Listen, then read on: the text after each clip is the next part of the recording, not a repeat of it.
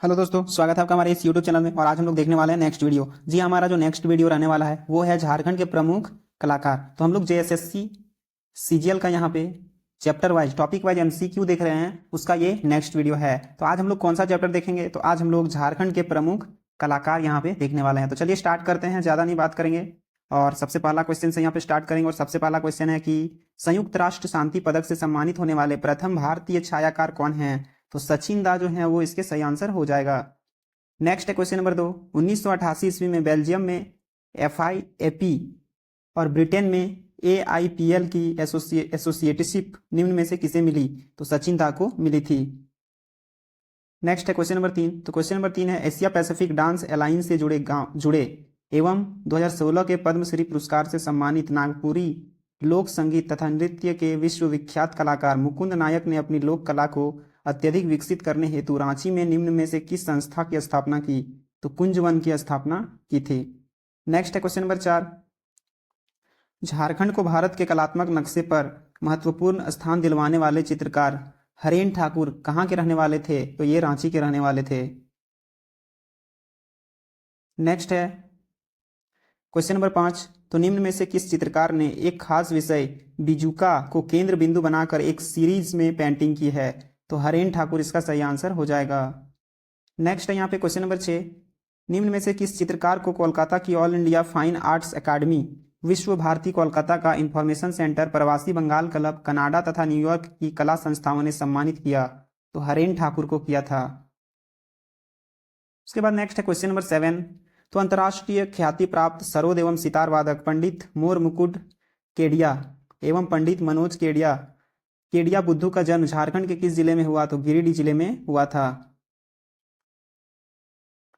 उसके बाद नेक्स्ट है क्वेश्चन नंबर 8। तो क्वेश्चन नंबर 8 है 5 मई 1943 को दुमका में जन्मे संथाल परगना के जाने माने चित्रकार ललित मोहन राय को किस वर्ष कलाश्री की उपाधि मिली? तो 1990 में इनको कलाश्री की उपाधि मिली थी। नेक्स्ट है ललित मोहन राय ने 1967 में किस देश के तत्कालीन राष्ट्रपति को उनका रेखा चित्र भेजा था जिस पर उन्हें बधाई पत्र भी प्राप्त हुआ? तो अमेरिका के राष्ट्रपति को। नेक्स्ट है क्वेश्चन नंबर 10। क्वेश्चन नंबर 10 है ब्लू इमाम के संदर्भ में कौन सा कथन सत्य है? तो इनका जीवन जनजातीय सभ्यता, संस्कृति एवं कला की खोज में व्यतीत हुआ, सही हो जाएगा। और ऑप्शन नंबर बी है इन्होंने जनजातीय लोक कला सोहराय एवं कोहबर को अंतर्राष्ट्रीय क्षितिज पर प्रदर्शित कर विश्व स्तरीय पहचान प्राप्त की। और नेक्स्ट है इनकी कला का प्रदर्शन देश के महानगरों के अस्तित्व अतिरिक्त विश्व के कई देशों में भी किया गया। तो उपयुक्त सभी ऑप्शन नंबर डी इसका सही आंसर हो जाएगा। नेक्स्ट है क्वेश्चन नंबर 12। तो झारखंड निवासी सुब्रतो रे का नाम किस क्षेत्र से जुड़ा है? तो चित्रकारी से जुड़ा है। नेक्स्ट है मशहूर अंतर्राष्ट्रीय कथक नृत्यांगना उल्का सिंह का संबंध किस राज्य से है? तो झारखंड से है। नेक्स्ट है संगीत नाटक अकादमी द्वारा पुरस्कृत राजकुमार सुधेंदु नारायण सिंह देव सरायकेला शैली के किस नृत्य के विश्वविख्यात कलाकार हैं? तो छऊ नृत्य के ये विश्वविख्यात कलाकार हैं। नेक्स्ट है question number 15। Question number 15 Padma Shri पुरस्कार से सम्मानित सरायकेला निवासी केदारनाथ साहू निम्न में से किस नृत्य में विश्वविख्यात कलाकार हैं? तो छऊ नृत्य में हो जाएगा इसका सही आंसर।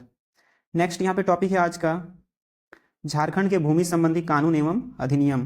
तो झारखंड के भूमि संबंधी जो भी कानून और अधिनियम बने हैं उनको आज हम लोग देखने वाले हैं। तो भूमि संबंध में सबसे इंपॉर्टेंट जो कानून आ जाता है वो है हमारा छोटा नागपुर काश्तकारी अधिनियम CNT एक्ट 1908। तो इसको आप बहुत अच्छे से करें, यहां से क्वेश्चन बहुत बनते हैं। तो चलिए सबसे पहला क्वेश्चन है छोटा नागपुर में पहली बार सर्वे का कार्य कब प्रारंभ हुआ था? तो 1902 में हुआ था। नेक्स्ट है छोटा नागपुर काश्तकारी अधिनियम 1908 किस तिथि को लागू किया गया? तो 11 नवंबर 1908 को लागू किया गया। उसके बाद नेक्स्ट है क्वेश्चन नंबर 3। क्वेश्चन नंबर 3 है निम्न में से किस अधिनियम को भारतीय परिषद अधिनियम 1892 की धारा 5 के अधीन गवर्नर जनरल की मंजूरी से अधिनियमित किया गया? तो छोटा नागपुर काश्तकारी अधिनियम 1908 इसका सही आंसर हो जाएगा। नेक्स्ट है छोटा नागपुर काश्तकारी अधिनियम जिसको CNT एक्ट बोलते हैं 1908 का ब्लूप्रिंट निम्न में से किसने तैयार की थी? तो जॉन H हॉफमैन ने जो है वो तैयार किया था। नेक्स्ट है क्वेश्चन नंबर 5। छोटा नागपुर काश्तकारी अधिनियम 1908 में कुल कितने अध्याय हैं? तो टोटल 19 अध्याय हैं। नेक्स्ट है छोटा नागपुर काश्तकारी अधिनियम 1908 में कुल कितनी धाराएं हैं? तो 271 धाराएं हैं। नेक्स्ट है क्वेश्चन नंबर 7। छोटा नागपुर काश्तकारी अधिनियम 1908 के संबंध में कौन सा कथन यहाँ पे सत्य है वो आपसे पूछ रहा है? तो ऑप्शन ए में दिया गया है छोटा नागपुर की भूमि के संरक्षण के लिए यह अधिनियम बनाया गया था, सही हो जाएगा। और मुंडारी, खुटकट्टी और भुईहरी, कोड़कर आदि जमीन की रक्षा के लिए यह अधिनियम बनाया गया था।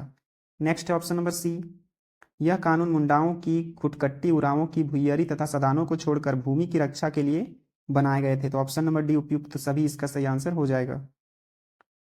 नेक्स्ट है क्वेश्चन नंबर 8। तो छोटा नागपुर काश्तकारी अधिनियम बनाने का मुख्य उद्देश्य क्या था? तो भूमि पर अवैध कब्जों को रोकना। नेक्स्ट है छोटा नागपुर काश्तकारी अधिनियम बनाने से पूर्व छोटा नागपुर का जत्था तैयार किया गया था। इस सेटलमेंट में कुल कितने रुपये खर्च हुए? तो 16 लाख रुपये खर्च हुए। नेक्स्ट है क्वेश्चन नंबर 10। तो छोटा नागपुर काश्तकारी अधिनियम के पूर्व प्रथम वर्ष का सर्वे क्या कहलाता है? तो ट्रैवर्स सर्वे जो है वो कहलाता है। नेक्स्ट है कंडस्ट्रल सर्वे क्या था? तो सीएनटी एक्ट के पूर्व दूसरे वर्ष का सर्वे जो था वो कंडस्ट्रल सर्वे बोला जाता था। नेक्स्ट है question number 12। Doctor doctor Davison और Hawkman, captain Grey, captain Dupree, ग्रिस्टर ओलिम्फर्ट, कर्नल इही Dalton, commissioner Grimley, major Hurst, commissioner Slack, settlement officer Lister, Reid तथा सिफ्टन, राखलदास आदि का योगदान निम्न में से किस अधिनियम को तैयार करने में रहा? तो छोटा नागपुर काश्तकारी अधिनियम को तैयार करने में इन सभी का योगदान रहा था। नेक्स्ट है क्वेश्चन नंबर 13। छोटा नागपुर काश्तकारी अधिनियम 1908 झारखंड के कितने प्रमंडलों में लागू है? तो 4 प्रमंडलों में लागू है। नेक्स्ट है क्वेश्चन नंबर 14। छोटा नागपुर काश्तकारी अधिनियम 1908 झारखंड के कुल कितने जिलों में लागू है? तो टोटल 18 जिलों में लागू है। नेक्स्ट है निम्न में से किस प्रमंडल में छोटा नागपुर काश्तकारी अधिनियम लागू है? तो उत्तरी छोटा नागपुर, दक्षिणी छोटा नागपुर, कोल्हान, पलामू उपयुक्त सभी इसका सही आंसर हो जाएगा। इन सभी में जो है वो सीएनटी एक्ट लागू है। नेक्स्ट है क्वेश्चन नंबर 16। निम्न में से किस प्रमंडल में छोटा नागपुर काश्तकारी अधिनियम 1908 लागू नहीं है? तो संथाल परगना में लागू नहीं है। नेक्स्ट है छोटा नागपुर काश्तकारी अधिनियम 1908 के संबंध में निम्न में से कौन सा कथन असत्य है? तो संथाल परगना प्रमंडल के जिलों तथा दुमका, जामताड़ा, देवघर, गोड्डा, पाकुड़ एवं साहेबगंज में यह लागू नहीं होता है। इसके अलावा देखें तो रांची, गुमला, सिमडेगा, खूंटी, लोहरदगा, रामगढ़, हजारीबाग, गिरिडीह, बोकारो, धनबाद, कोडरमा, चतरा, पलामू, गढ़वा एवं लातेहार में यह लागू है। इस कानून के भुईहरी एवं खुटकट्टी जमीनों को विशेष मान्यता प्रदान की गई है और इस अधिनियम में 19 अध्याय, 271 धाराएं और 2 अनुसूचियां शामिल हैं। ये सारे आपके इंपॉर्टेंट पॉइंट हो जाते हैं। नेक्स्ट है कि झारखंड सरकार द्वारा छोटा नागपुर काश्तकारी अधिनियम 1908 की निम्न में से किस धारा में 2016 में संशोधन प्रस्तावित किया गया? तो धारा 21 और धारा 49(1), 49(2) और धारा 71 क परंतुक 1 संशोधन एवं परंतुक 2 स्पष्टीकरण 1 सहित एवं का विलोपन। तो उपयुक्त सभी इसका सही आंसर हो जाएगा।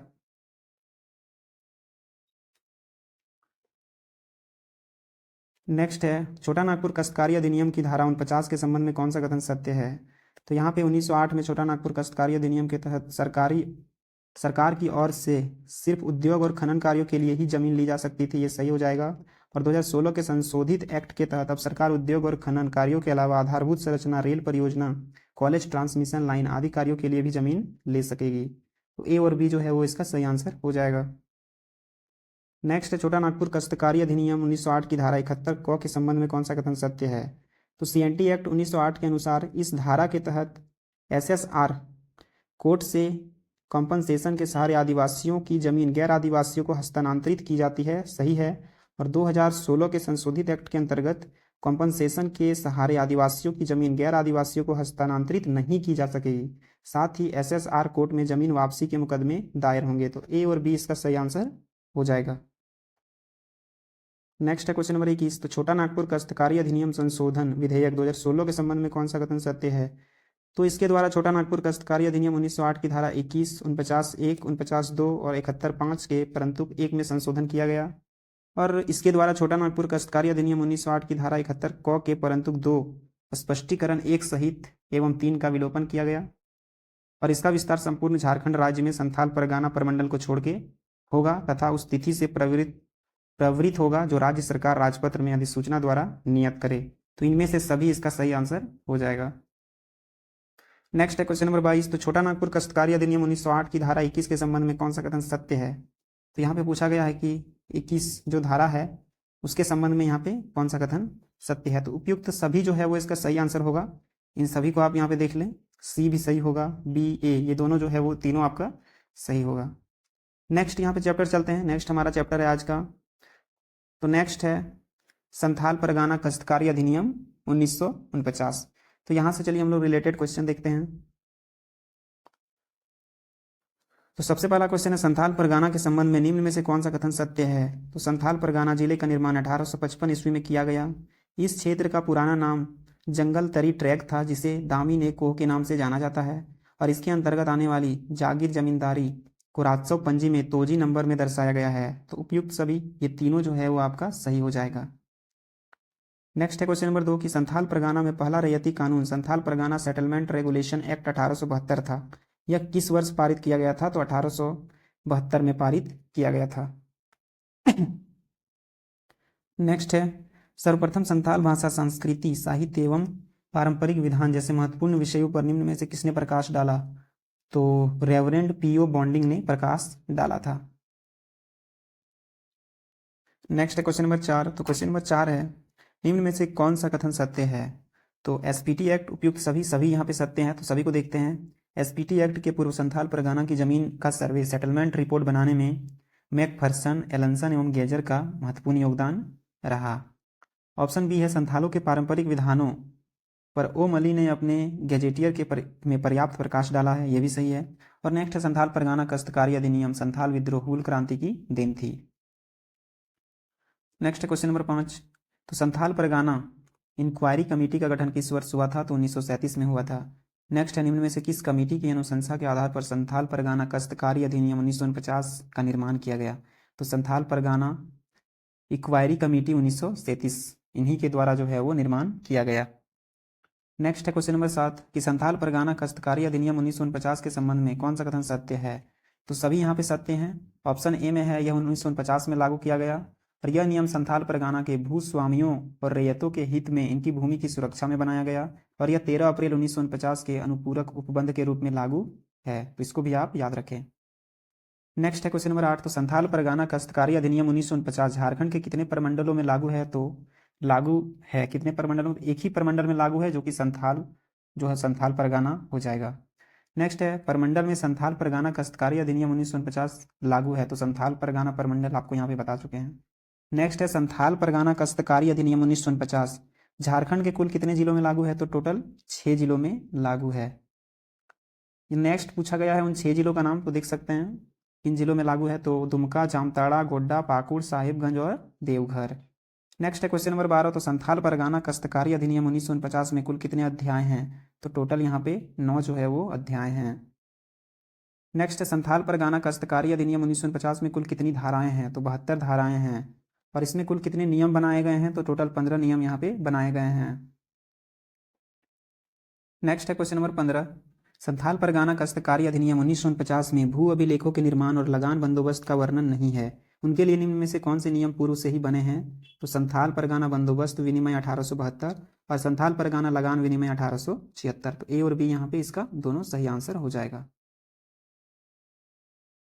उसके बाद नेक्स्ट है क्वेश्चन नंबर 16। तो निम्न में से किस विनिमय के तहत संथाल परगाना प्रमंडल में 6 जिलों में भूभाग अभिलेखों एवं मानचित्र तैयार कर अंतिम प्रकाशन होता है। तो संथाल परगाना बंदोबस्त विनिमय 1872। नेक्स्ट है क्वेश्चन नंबर 17। निम्न में से किस विनिमय के अंतर्गत संथाल परगानों में 15 वर्षों के लिए लगान निर्धारण होता है। तो संथाल परगाना लगान विनिमय 1876 के तहत। नेक्स्ट है क्वेश्चन नंबर 18। तो झारखंड सरकार द्वारा 2016 में संथाल परगाना काश्तकारी अधिनियम 1949 की निम्न में से किस धारा में संशोधन प्रस्तावित की गई। तो धारा 13 इसका सही आंसर हो जाएगा। नेक्स्ट है क्वेश्चन नंबर 19। तो संथाल परगाना काश्तकारी अधिनियम 1950 की धारा 13 के संबंध में कौन सा कथन सत्य है। तो उपयुक्त सभी यहाँ पे सत्य है। ए में दिया गया है वर्तमान स्वरूप में धारा 13 के अंतर्गत गैर कृषि कार्य में प्रयुक्त होने वाली भूमि के संबंध में कोई प्रावधान नहीं है। और नेक्स्ट है झारखंड सरकार द्वारा 2016 में इस धारा में संशोधन किया गया। और नेक्स्ट है 2016 के प्रस्तावित संशोधन में इस धारा के अंतर्गत अब मालिक को अपने जमीन की प्रकृति बदलने का अधिकार देने का निर्णय लिया गया। इससे कोई रैयत अब अपनी कृषि योग्य भूमि का व्यावसायिक उपयोग कर सकता है। तो ए बी सी यहाँ पे तीनों इसका सही आंसर हो जाएगा। तो आज दोस्तों आज हम लोग कंप्लीट हो गया। आज हम लोग यहाँ से जितने भी क्वेश्चन बन सकते हैं तो उन सभी को यहाँ पे सॉल्व किए हैं। और ये सेशन आपके लिए काफ़ी ज़्यादा इंपॉर्टेंट है, क्योंकि यहाँ पे सीएनटी एक्ट के भी बारे में बात किए हैं, और जो संथाल परगाना काश्तकारी अधिनियम में 2 इंपॉर्टेंट हो जाते हैं। तो इन दोनों को भी हम लोग यहाँ पे आज जो है वो बात किए हैं। और जितने भी एमसीक्यू से बन सकते थे उन सभी को लगभग हम लोग डिस्कस यहाँ पे किए हैं। तो ये आपके लिए काफ़ी ज़रूरी है, इंपॉर्टेंट। और ये जो भी लड़के जेएसएससी, मान के चलिए जेएसएससी सीजीएल का तैयारी कर रहे हैं, चाहे झारखंड के जितने भी एग्जाम का, झारखंड जीके का ये बेस्ट सीरीज है जिसको आप टॉपिक वाइज यहाँ से कंप्लीट कर सकते हैं। चलिए मिलते हैं नेक्स्ट वीडियो में। अच्छा लगा है तो चैनल को सब्सक्राइब करें, वीडियो को लाइक करें और कमेंट करें ये अच्छा लगा वीडियो, और मिलते हैं नेक्स्ट वीडियो में। तब तक के लिए धन्यवाद।